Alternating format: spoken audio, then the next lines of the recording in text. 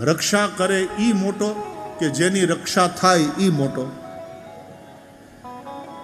રક્ષા કરે ઈ મોટો ગણાય ને, એનો મહિમા. એમ ભગવાનના નામથી ભગવાનની રક્ષા, તો ભગવાન મોટા કે ભગવાનનું નામ મોટું?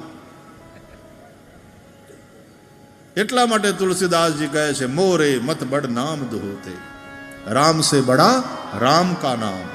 और नाम तो सबके पास है ही है, हम सबके पास नाम है भगवान का, तो नाम लेते रहो, नाम जपते रहो। नाम से ही भवरोग भी मिट जाता है, नाम से सारे पाप मिट जाते हैं। नाम संकीर्तनम यस्य सर्व पाप प्रणाशनम, भागवत नो छेल्लो श्लोक कहे छे। नाम लेता आनंद ना आवे, रस ना आवे, एનું કારણ આપણા પાપ। મિશ્રી મીઠી જોઈ છે, પણ જેને મીઠી ન લાગે તો એમ માનવાનું કે એને પિત્તનો પ્રકોપ છે।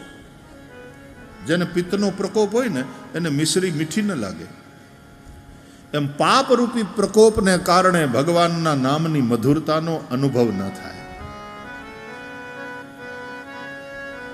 કે મને કેમ ભજનમાં મજા નથી આવતી, નામ જપમાં મને કેમ આનંદ નથી આવતો, મને ધૂન બેઠી હોય ત્યાં જઈને બેહવાનું કેમ મન નથી થતું, મને કેમ બીજા નશા કરવાનું મન થાય છે, અને આ નશો આ આનંદ હું નથી લઈ શકતો। પાપ નડે છે, પાપ રૂપી પિત્તનો પ્રકોપ। તો શું કરવાનું? પિત્તના પ્રકોપને કારણે મિશ્રી મીઠી ન લાગતી હોય તો શું કરવાનું? કે ભલે મીઠી ન લાગે તોય મિશ્રી ખાવાની, મિશ્રીનું સેવન કરવાનું। કારણ કે મિશ્રીનું સેવન કરવાથી જ પિત્ત ધીમે ધીમે ધીમે શાંત થશે। જ્યારે તમે તળેલો ખાઓ, તીખું ખાઓ, બહુ ખાટું ખાઓ તો પિત્ત વધે। મધુર રસનું સેવન કરવાનું, તો પિત્તનો પ્રકોપ ધીરે ધીરે ધીરે ધીરે શાંત થાય। એમ ભગવાનનું નામ લેતા મજા ન આવતી હોય તો શું કરવાનું? કે ભગવાનનું નામ લેવાનું। મજા ન આવે તોય તો કે હા તોય દવા ખાવાની મજા ન આવે તોય દવા ખવાય, રોગ મટે એવું જો ઈચ્છતા હોઈએ તો। તુલસીદાસજી એટલા માટે કહે છે, ભાય કુભાય અનખ આલસહુ, નામ જપત મંગલ દિશી દસહુ। ભાવે કભાવે, જે રીતે પણ ભગવાનનું નામ લેવાય, ભગવાનનું નામ લેવું।